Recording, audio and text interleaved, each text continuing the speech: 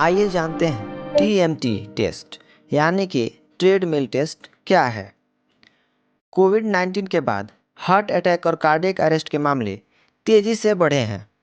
यहाँ तक कि युवाओं में भी हार्ट अटैक का मामला बहुत ही तेजी से बढ़ता हुआ देखा जा रहा है। हार्ट से जुड़ी बीमारियों का मुख्य कारण खराब लाइफस्टाइल, असंतुलित खान पान है। शराब का सेवन, स्मोकिंग और कम नींद की कमी जैसे कारणों की वजह से हार्ट से जुड़ी बीमारियों का खतरा कई गुना बढ़ जाता है। शरीर को फिट और सही रखने के लिए हार्ट का हेल्दी होना बहुत ही ज़रूरी है। हार्ट की बीमारियों का पता लगाने के लिए बहुत सारे टेस्ट किए जाते हैं, जिसमें से एक टीएमटी टेस्ट भी है। अब आइए जानते हैं ट्रेडमिल टेस्ट यानी कि टीएमटी टेस्ट क्या होता है। टीएमटी टेस्ट हार्ट से जुड़ी परेशानियों और हार्ट में गड़बड़ी की जांच करने के लिए किया जाता है। इस टेस्ट में पेशेंट को ट्रेडमिल पर दौड़ाकर उसके हार्ट बीट, ब्लड प्रेशर और सांस आदि की रेंज का पता लगाया जाता है।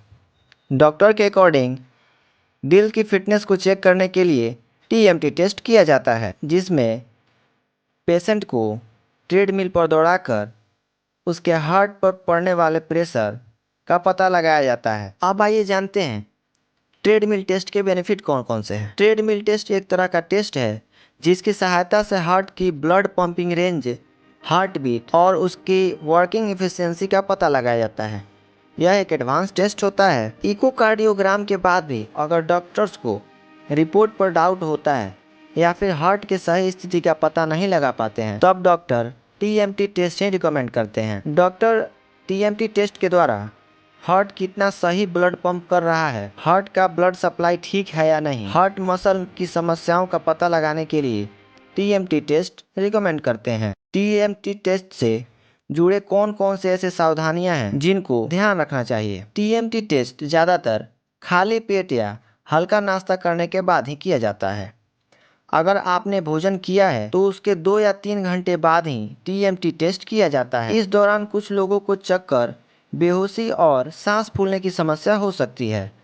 इसलिए मरीजों को पहले यह सलाह दिया जाता है कि अगर आप कुछ अच्छा नहीं महसूस कर रहे हैं तो इसके बारे में डॉक्टर को ज़रूर बताएं। हाई ब्लड प्रेशर के मरीज और सीओपीडी के मरीज को यह टेस्ट नहीं कराने की सलाह दी जाती है। ऐसे ही रेगुलर अपडेट्स के लिए हमारे चैनल पर बने रहें और हमारे चैनल को सब्सक्राइब कर लें।